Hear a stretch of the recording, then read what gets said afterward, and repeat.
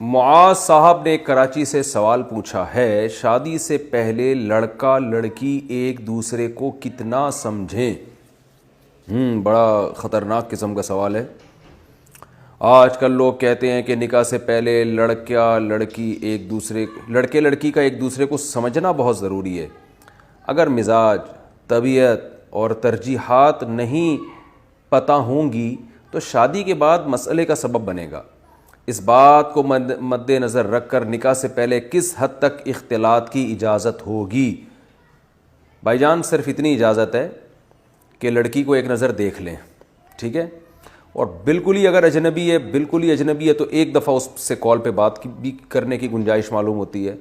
کہ اس سے آپ فون پہ بات کر کے اس کو اپنی ترجیحات بتا دیں کہ بھائی میں اس طرح کا آدمی ہوں، آپ اس طرح میرے ساتھ گزارا کر سکتی ہیں۔ مثال کے طور پر اگر آپ دیندار ہیں تو آپ بتا دیں بھائی پردہ، نماز پہ کوئی کمپرومائز نہیں ہوگا۔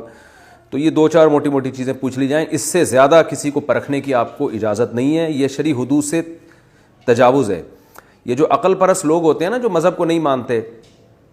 یہ اسی دلیل کو دے کر کہ لڑکا لڑکی پہلے ایک دوسرے کو سمجھیں تو اس سے پھر ڈیٹیں مارنا شروع کرتے ہیں، یہ پھر سمجھتے 10-15 سال گزر جاتے ہیں اور شادی ہوتے ہی ایک ہفتے میں طلاق ہو جاتی ہے۔ وجہ کیا ہے کہ اپنی عقل کو استعمال کر رہے ہیں اللہ کے حکم کے خلاف۔ تو نکاح کے بعد جو لائف ہوتی ہے وہ نکاح سے پہلے ہو ہی نہیں سکتی، لہذا ایک دوسرے کو سمجھنا 100% ممکن ہے ہی نہیں۔ یہ شادی کے بعد ہی سمجھ میں آتے ہیں ایک دوسرے، کیونکہ شادی کے بعد لائف چینج ہو جاتی ہے، ایک دوسرے کے حقوق آ جاتے ہیں ایک دوسرے کے اوپر۔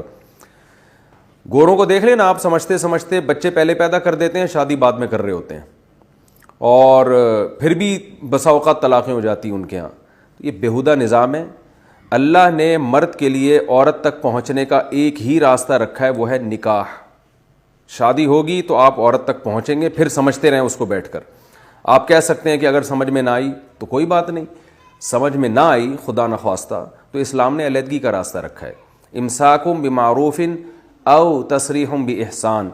کہ عمدہ طریقے سے رکھو یا عمدہ طریقے سے رخصت کر دو۔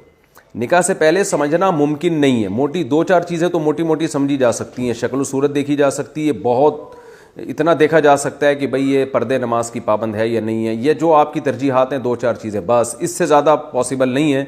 اگر آپ اس سے زیادہ فری ہونے کی کوشش کرتے ہیں، جو کہ ہمارے لبرلز لوگ کر رہے ہیں، تو اس کے بڑے بھیانک نتائج نکلیں گے۔ بسا اوقات ایسا ہوتا ہے اس کے نقصانات کہ مرد کا بہت جلدی دل عورت سے بھر جاتا ہے، وہ سمجھنے میں بہت قریب جا چکا ہوتا ہے، شہوت اللہ نے دونوں میں رکھی ہے، ڈیٹیں مارنے کے چکر میں ان میں زنا بھی ہوتا ہے، بسا اوقات ایک دوسرے سے ناجائز تعلقات بھی ہوتے ہیں، اور پھر ایک دوسرے سے بدگمانیاں بھی پیدا ہو جاتی ہیں، اور رشتے ویسے ہی اکثر ٹوٹ جاتے ہیں اس سے۔ اور لڑکیاں ترستی ہیں بیچاری، مرد جو ہے نا، جیسے مرد کیا کرتا ہے کہ جیسے قربانی کا جانور آپ لینے کے لیے جاتے ہیں نا منڈی میں، تو درجنوں بکرے دیکھنے کے بعد آپ ایک بکرے پہ ہاتھ رکھتے ہیں کہ یہ مجھے سمجھ میں آ رہا ہے۔ تو مرد بھی کھیلتا ہے عورتوں سے، درجنوں سینکڑوں لڑکیوں سے دوستیاں کرتا رہے گا، مزے اڑاتا رہے گا، کچھ نہ کچھ تو اتنی تو فون پہ گپ میں تو لگانے کے مزے اڑائے گئی نا وہ، اور 100-150 کو چیک کرنے کے بعد جو ہے نا، اس کے بعد جا کے کسی ایک پر اس کا دل آتا ہے، اور پھر اس میں بھی پھر دل بھر جاتا ہے، کیونکہ اتنی لڑکیاں چیکنگ کے دوران اس نے دیکھ چکا ہوتا ہے کہ اب اس کو اپنی والی اچھی نہیں لگتی، کیونکہ جب اس کے نکاح میں کوئی عورت آتی ہے نا تو وہ 25-30 لڑکیاں پہلے سے اس کے ذہن میں بیٹھی ہوئی ہوتی ہیں، پھر وہ شادی کے بعد بھی کمپیئر کرتا رہتا ہے کہ یار وہ والی ایسی تھی، اس میں یہ خوبی تھی، اس میں یہ خوبی تھی۔ تو اسلام نے ان بیہودگیوں کے دروازے بند کر دیے ہیں۔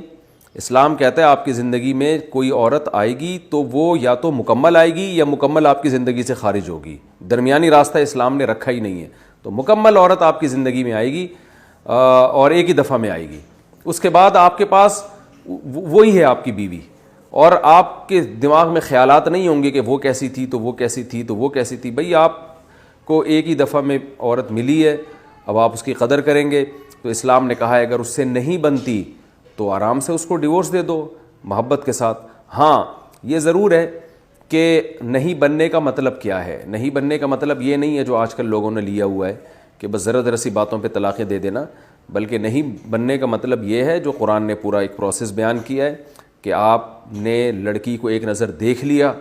کوئی بالکل ہی اجنبی لوگ ہیں، کسی کے اخلاق کا اور ترجیحات کا بالکل علم نہیں ہے، تو موٹے چند سوالات اس سے آپ نے پوچھ لیے، اس کے بعد جب آپ اس سے نکاح کریں گے تو قرآن کہتا ہے کہ نبی صلی اللہ علیہ وسلم نے بھی فرمایا, قرآن نے بھی کہا کہ عاشروہن بالمعروف, کہ اب ان کے ساتھ اچھا سلوک کرو. فإن کرہتموہن, تمہیں بہت سی چیزیں اپنی زوجہ کی پسند نہیں آئیں گی, تو اللہ نے اس میں یہ نہیں فرمایا کہ بس پسند نہ آئے تو چھوڑ دو, فرمایا فعسیٰ ان تکرہوا شیئا ویجعل اللہ فیہ خیرا کثیرا, عین ممکن ہے تمہیں اس میں کچھ باتیں پسند نہ آئیں,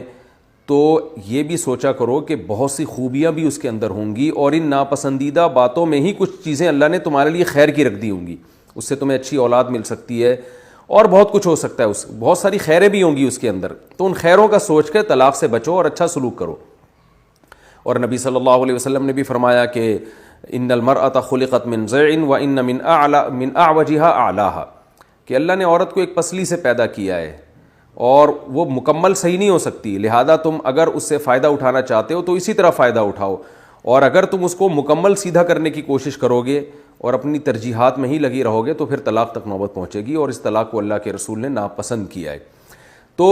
بالکل ہی ناقابل برداشت صورتحال ہو رہی ہو تو پھر اسلام نے طلاق کا راستہ رکھا ہے. پھر اس میں بجائے لڑائی جھگڑے کے آرام سے بیٹھ کر, جیسے آٹے میں سے بال نکالا جاتا ہے اس طرح سے بیٹھ کر آرام سے علیحدگی اختیار کی جائے, عورت کو اس کا حق دے دیا جائے اور وہ کہیں اور عدت کے بعد شادی کر سکتی ہے. لیکن ہمارے معاشرے میں ان احکام پر عمل نہیں ہوتا. جو ہے وہ بعض علاقوں میں طلاق کو اتنا معیوب سمجھا جاتا ہے کہ دونوں میں نہیں بن رہی, سر پھٹول رہے ہیں ایک دوسرے کا, لیکن نہیں جی جڑ کے ہی رہنا ہے کیونکہ رشتے آسمانوں پہ بنتے ہیں, یہ بھی غلط ہے. اور بعض جگہوں پہ معمولی باتوں پہ علیحدگی اختیار کر لی جاتی ہے, یہ بھی غلط ہے. تو اسلام کو فالو کریں, یاد رکھو گھوم پھر کر آپ نے آنا اسلام ہی کی طرف ہے. یہ جو لبرلزم کی طرف دنیا جا رہی ہے نا, یہ تباہی کی طرف جا رہی ہے.